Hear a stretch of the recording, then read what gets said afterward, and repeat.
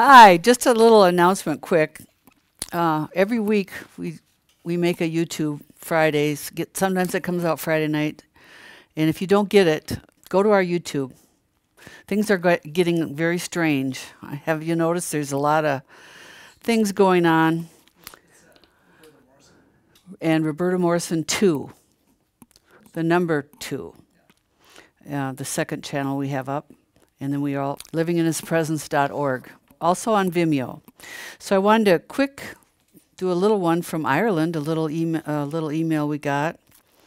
Isn't it fun to hear from Ireland? I just love to hear from which country, and if you're still hearing me around the world, because we're seeing a lot of things happening, aren't we?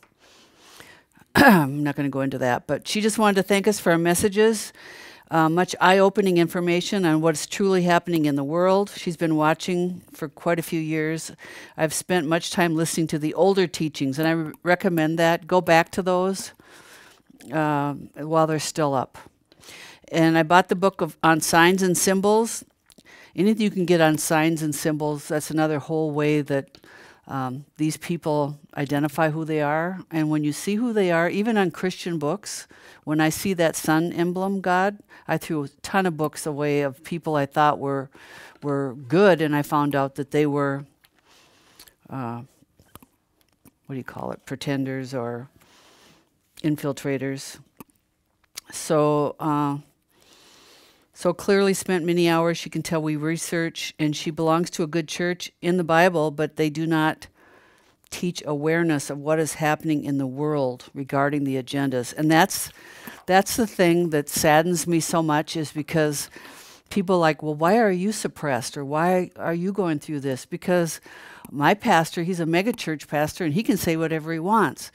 Well, they don't touch on the things that are not supposed to be talked about. And these agendas, which I've talked about before, what is all this leading into is slavery.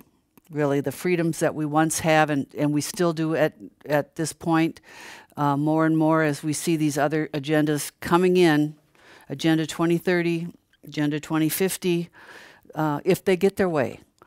And so that's why today's a good day. We have to keep rejoicing that we are enjoying our time right now until more and more of these things happen, and we know what's happening at the border. I was going to bring my Hoya plant down here and tell you, it's growing.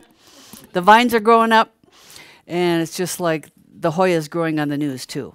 Right and left, fight, gaslighting, all this stuff that I've talked about before. And I want to do a real quick review before we get into tonight's message about the destabilization of a nation or controlled demolition, just to see if you sense any of this going on. I'm going to give this, I gave it last week, but I'm going to give it again.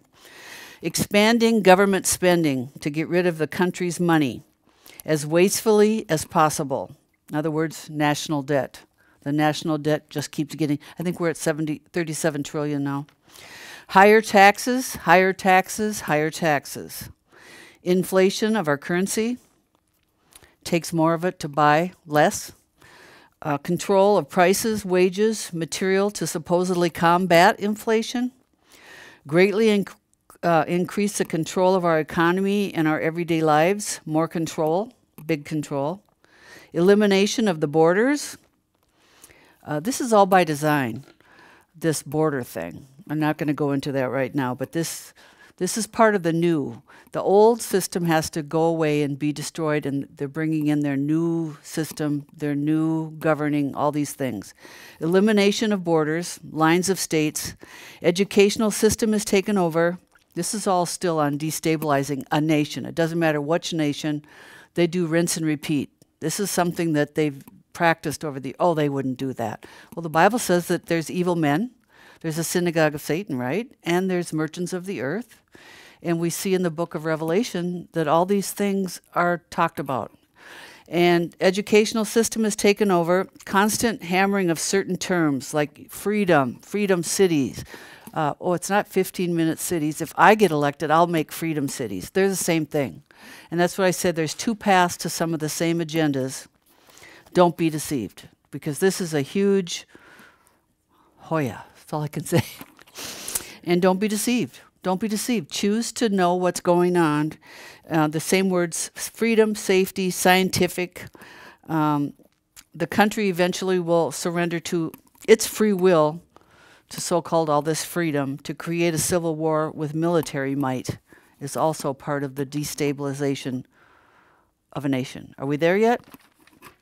And then lastly, what I shared last week was in destabilization, there's a book out for ages. It's called The Art of War, Know Your Enemy, Sun Taz, TZU. The rules of war. See if this is going on in any of your countries. Cut off supply chains, hit the fuel lines, destroy wealth, disarm the citizens, affect transportation, silence important communications. Like you can't say that because it's not going along with the narrative. And if you're going along and saying this, it goes against what the narrative is. Silence important communications, create diseases, cause strife and divisions. This is all in the art of war. Create strife and divisions, insert lies, confusion, and propaganda, and then it's problem, reaction, solution. Make yourself look like the Savior. Coming in, and the words that we have is we have Jesus as our Savior. Beware of the leaven of Herod. I'm not going into all that, but this is what we're going through now. Jesus warned us about the leaven of Herod and about the Pharisees, the religious movements, and also Herod. So those are two biggies that he warned us about that you don't hear much, but we are still in that battle. So tonight we want to talk a little bit about, in Matthew 24, you can turn there if you want. When you have time, read this whole chapter. But Jesus said in verse 4, take heed that no man deceive you, and that was going to be the sign of his coming in the end of the world. And so there's going to be much deception. They're going to have people coming in his name saying, I am, or not. It's just amazing to me the mockery of Christianity that's going on. And we've watched some of these older shows and the mockery of Christians, and it's just like in plain sight. It's causing so much doubt on the Bible. And if you aren't strong and fixed in these days, you could end up being shaken. And so make sure you're fixed. Your heart is fixed. We're going to close with Psalms 112. Our heart is fixed, trusting in the Lord, and we are not afraid. But expect this. Expect spiritual warfare as these end times increase. And then he said, you shall hear of wars and rumors of wars. See that you be not troubled, for all these things must come to pass, but the end is not yet. For nation shall rise against nation, kingdom against kingdom, and there shall be famines, pestilence, earthquakes in diverse places. Why is that? Because the technology now is beyond what you can imagine. That's all I'll say.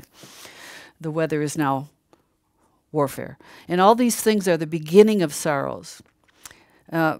Then they shall deliver you up to be afflicted, and shall kill you, and you shall be hated of all nations. For what? For my name's sake. This is persecution. But in verse 10 is where we want to land today. And then shall many be offended, and shall betray one another, and shall hate one another. And then the rest is really good too. But in verse 13 says, he that endure until the end, the same shall be saved. And the gospel of the kingdom has to be preached. And so that's what we're trying to do. This is the most important thing we can do right now, is to preach the gospel to the end and make sure that our hearts are fixed on the Lord, and that we get our hearts right with him, and make sure that no matter what happens, we're ready spiritually. That's the most important thing. But while we're going through this world, there's going to be sorrow. He said here, right here, there's going to be sorrow, and there's going to be betrayal. And I want to talk a little bit about betrayal and some other things that people are going through. Jesus went through them. And on this journey of life, there's things that we have to deal with. And so many people don't want to deal with real issues. They want to, everything's positive. And as a result of this positive message that hit probably the 70s, 80s, 90s, I don't know what, this whole positive thing, people have become less empathic in churches. They're not caring. They don't take care of each other. When they're going through stuff, they just like snap out of it, have faith. What's wrong with you? You know, they died. Well, they're in heaven now. Well, there's a process of grieving that we have to go through. And if you don't grieve, it's going to come out sideways in a different way. I've experienced that when my mom died. I didn't know how to grieve. I didn't know how to deal with it. We didn't talk about it. And then you don't deal with it properly. I was just a kid. So when my dad died, I've talked about this before, I pre-grieved every time I saw him, and I'd see the difference in him. And so that when he finally did die, it's still hard. Death is the worst. I mean, it's hard.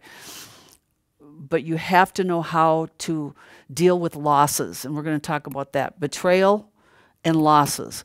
Two of the end time signs that Jesus tells us that's going to happen. And people are going to betray one another. And they betrayed Jesus, and they're going to betray you, and they're going to betray us. So we're not alone, and we can get through it, but it's not an easy snap, mix water, and we're free. It's a process. Death is a process. When you lose somebody, it's harder than you can imagine. We're going to talk about that just a little bit. But a merry heart, in Proverbs 15:13 says, doeth good like a medicine. It's good to be happy. It's good to be joyful. But a broken spirit drieth the bones. But by sorrow of the heart, the spirit is broken. And that word there in the Hebrew, in the sorrow, it means grief, suffering or torment, pain of the heart. We go through things, and because we still have emotions, and we have a mind, we have memories, we have things that we go through, life can be very challenging. And in the church, they haven't really been helpful on how to deal with certain subjects that we live. It's reality. And they want you to live in denial that, oh, you know, they went to heaven, so, you know, don't be sad. You're still going to be sad. Yes, it's better off for them. But you know what? You lost something, and you have to learn to say goodbye. I have to say goodbye to the things I lost. And it's okay to grieve. You have to grieve. I went to a funeral. Actually, I was doing a funeral, and I let everybody know, we're here to grieve. We're not here to just celebrate the life of. Well, you do that too. But they act like grieving is like a sin. They always grieved in the Old Testament. They had sackcloth and ashes. They learned how to grieve. They learned how to feel, cry with each other, and let the other person, let them grieve. So by sorrow of the heart, the spirit is broken. So when grief seizes your heart, or you can call it broken-hearted. When you get broken-hearted, something bad happens, grief hits that heart, or when the heart's sad, it affects you. I don't care how strong of a walk with God you have, it's going to affect you because you're still human. You still have emotions. You can prepare yourself for losing a parent is really hard. I can't imagine losing. I haven't lost any siblings yet, but I know that that's really hard. I have 3 of them right now that they're older than I am, that are all going through some really health challenges. And it's hard to even watch that. It's hard to see people hurting and you feel like you can't fix them, right? So Jesus was betrayed by Judas, an enemy that's masquerading as a friend. Judas, because of the betrayal, people don't even call their kids. I don't know. Do they? Have you ever heard of, come here, little Judas. Have you ever heard of Judas? I made a terrible mistake when I was preaching in California back in the day when I used to preach a lot to different places. I didn't know people called their kids Delilah. I was preaching on something, Samson and Delilah, and I just kind of said, well, nobody called, and this lady came up, she goes, my name is Delilah. And my sister has a grandchild named Delilah. So this is a popular name. So this doesn't, if you have a grandchild named Judas, I'm sorry. I mean, got my foot stuck right there, don't we?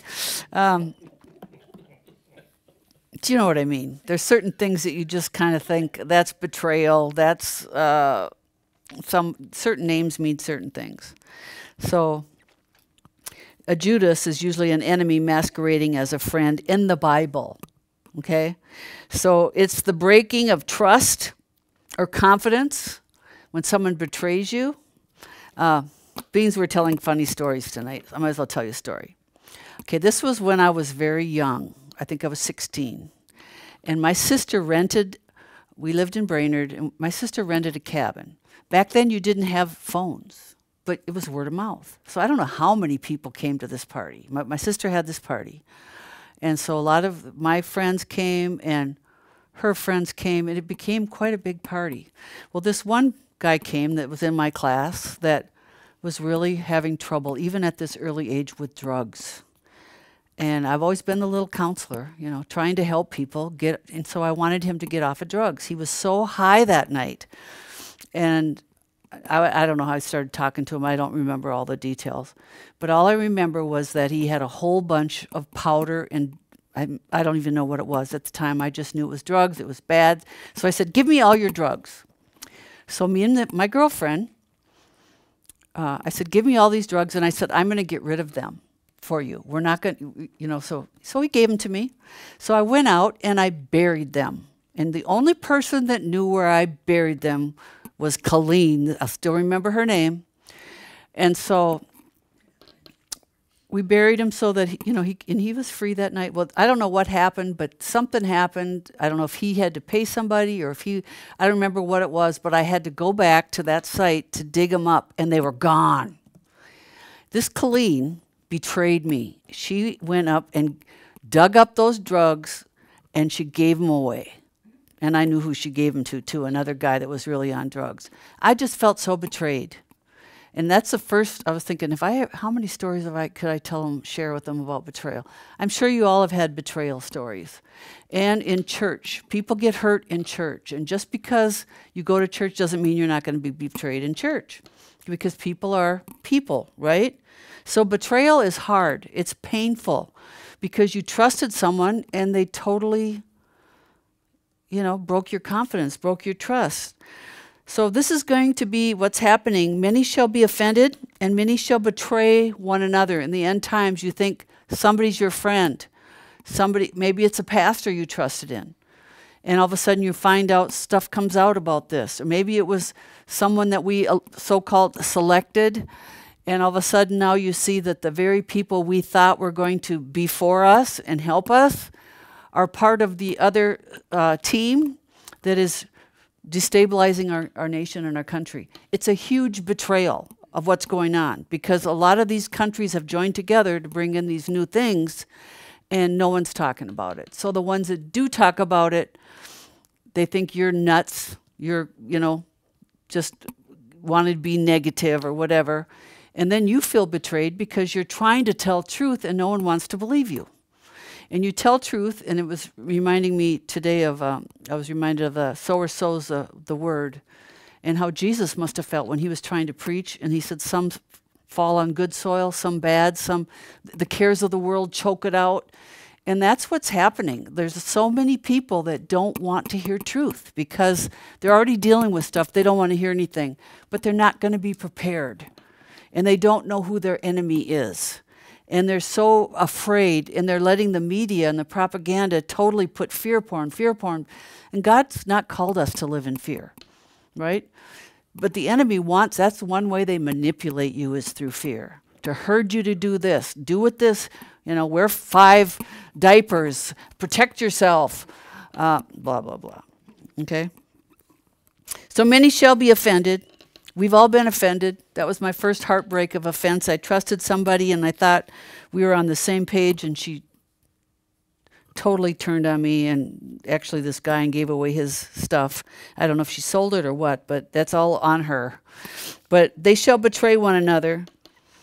And what they're doing now is people coming in groups. And this is why I say have your group. Know who your group is. And I don't know if this is a time to have a whole lot of people in your inner group right now, but many people are flagging videos.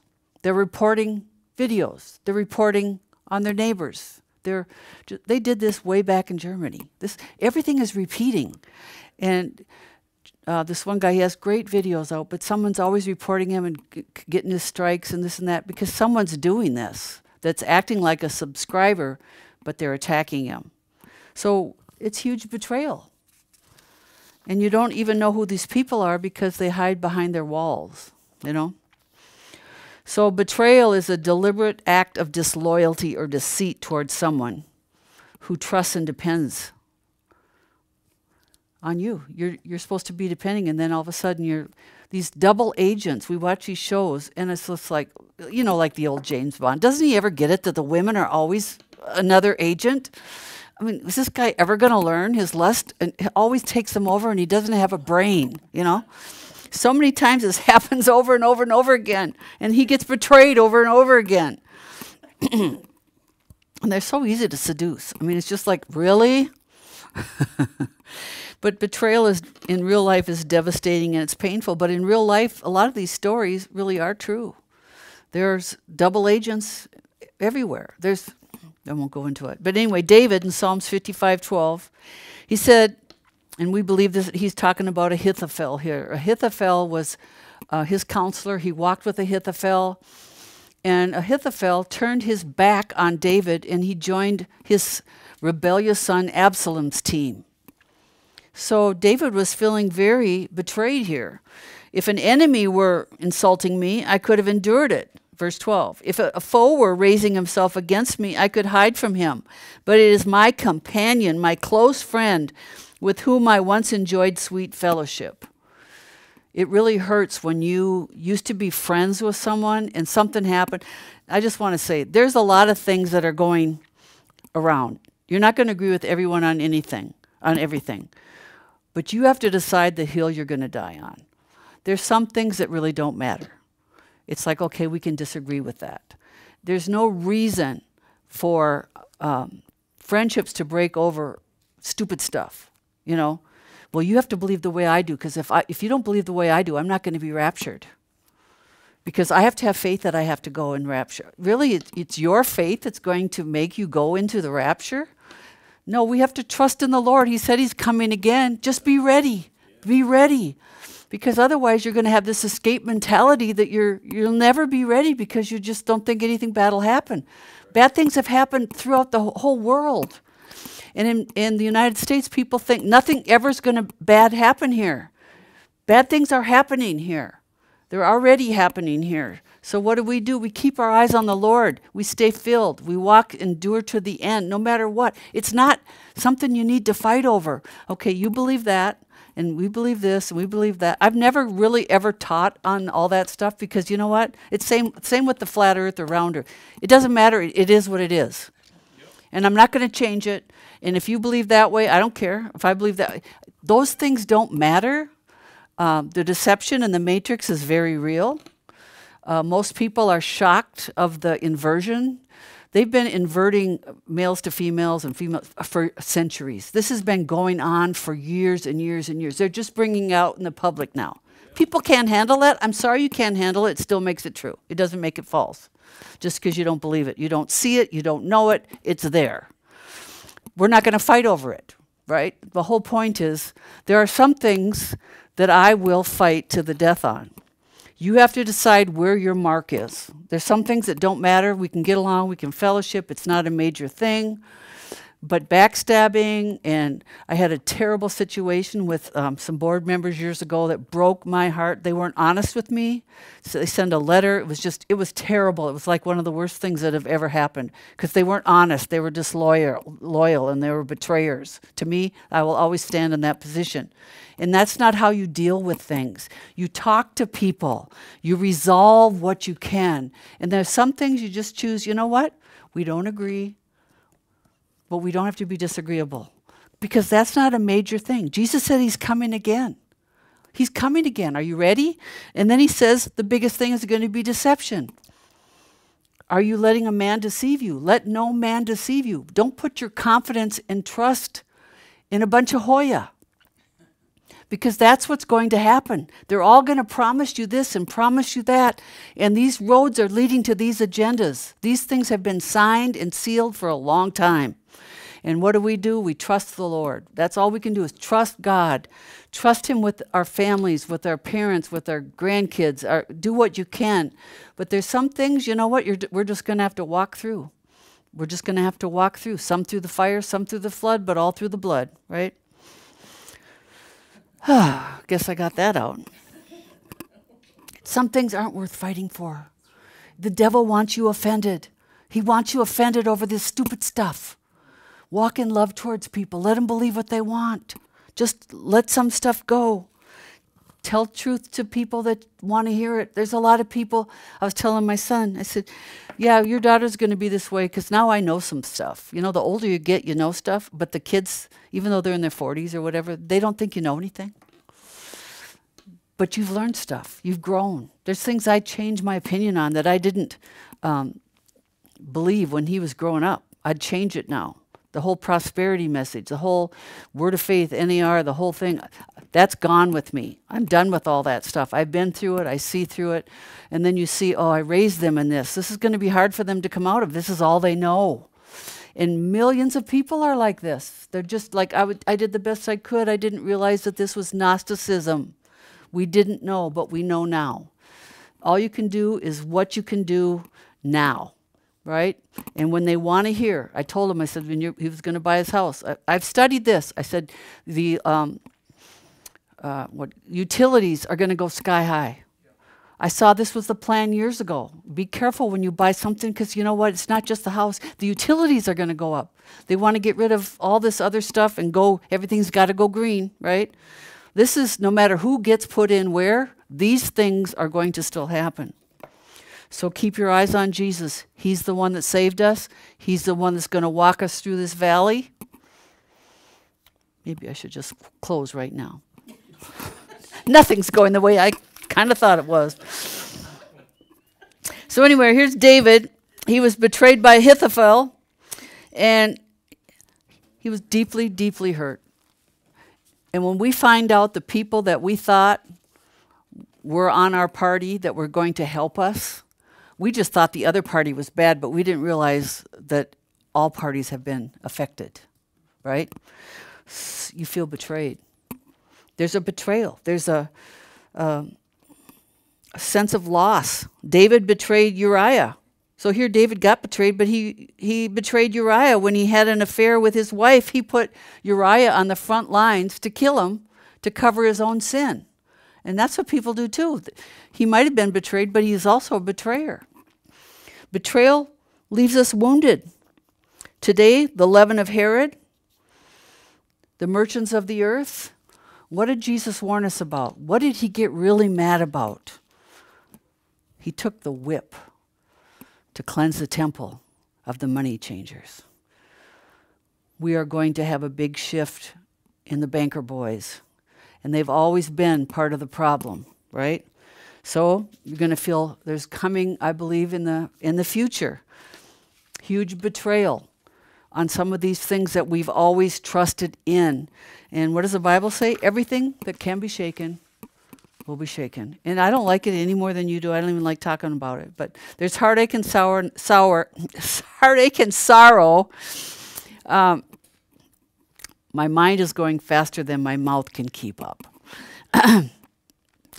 So we have betrayal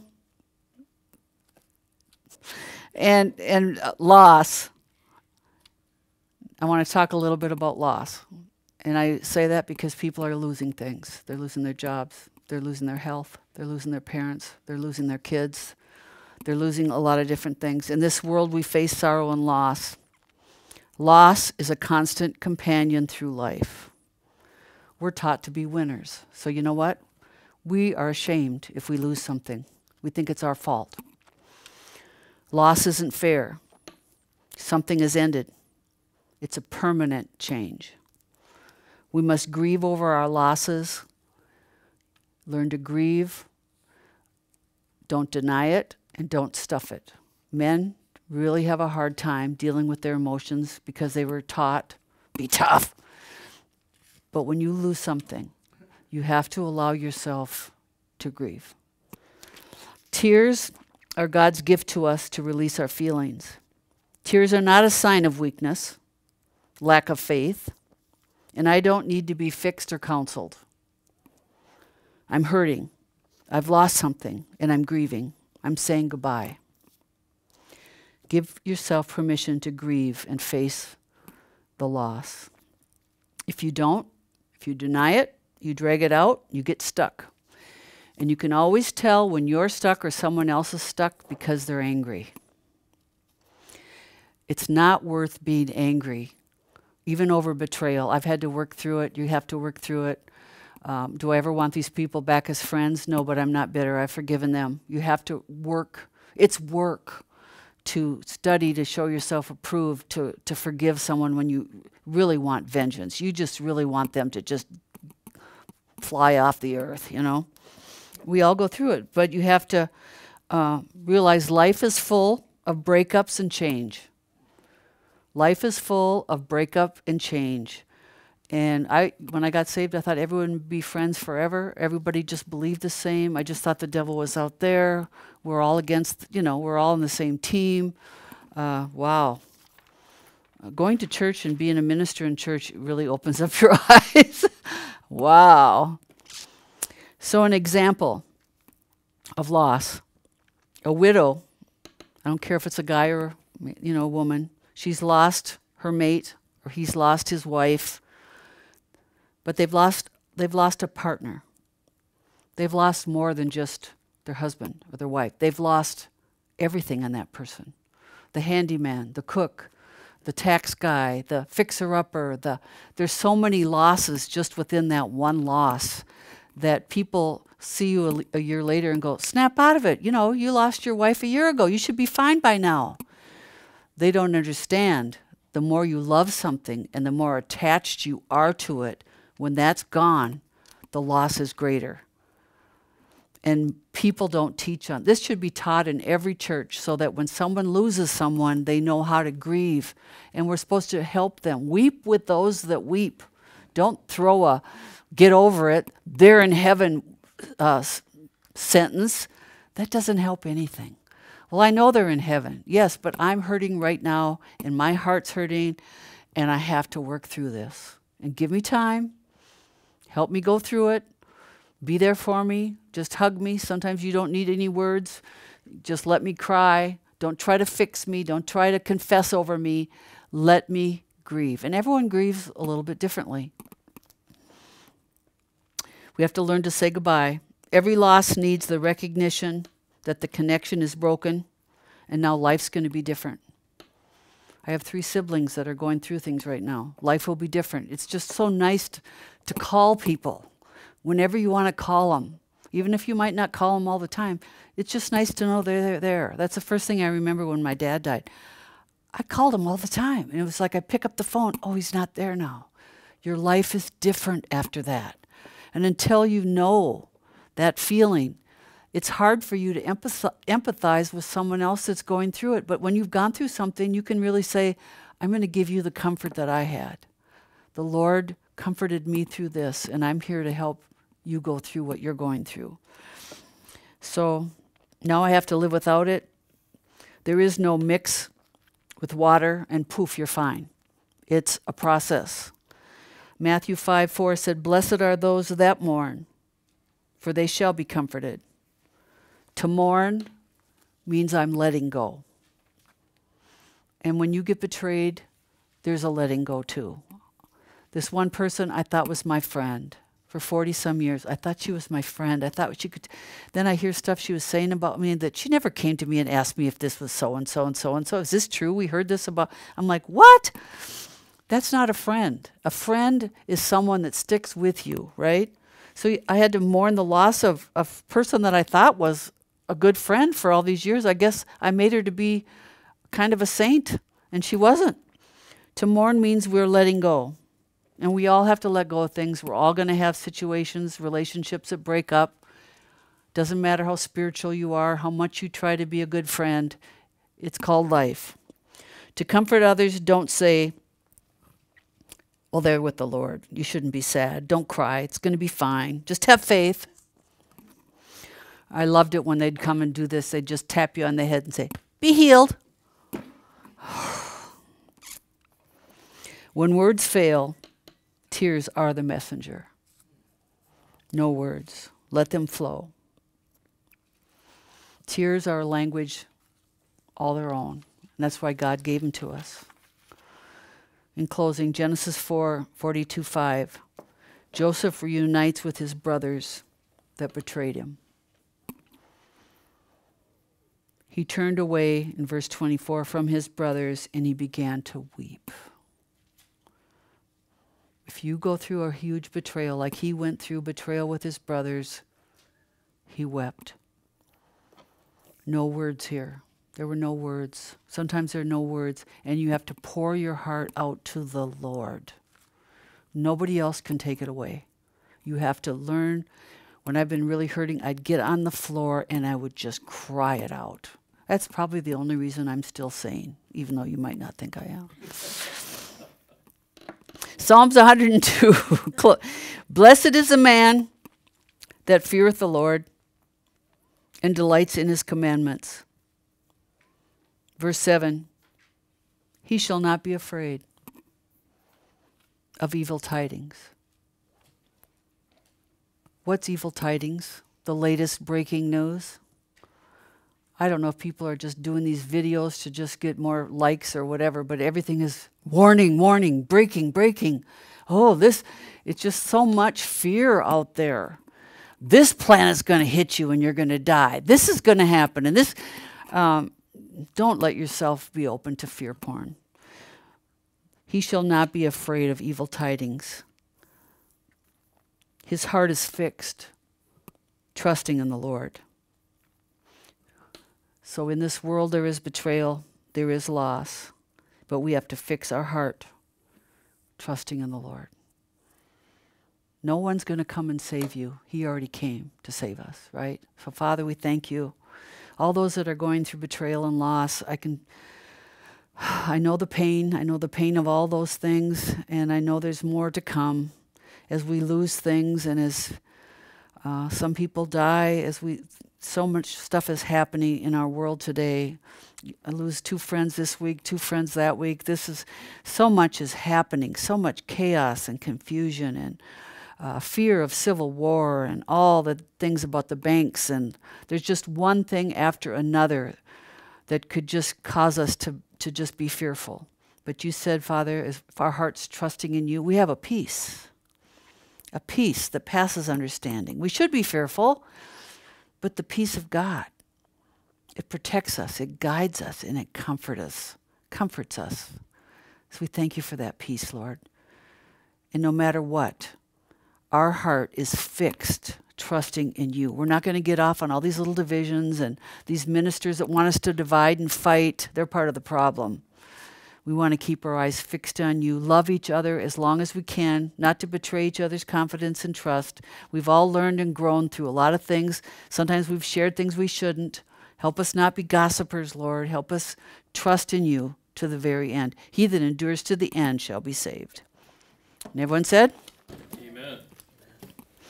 If you would like to see more messages from Roberta on YouTube, be sure to subscribe to her YouTube channel, Roberta Morrison, her backup channel, Roberta Morrison 2, and on the Living in His Presence Church website, where you can access the messages on the top center of the main webpage. There are free audio downloads of the messages. We are viewer supported. On the main webpage at the top right is a Give button. Thank you for watching, and see you next time.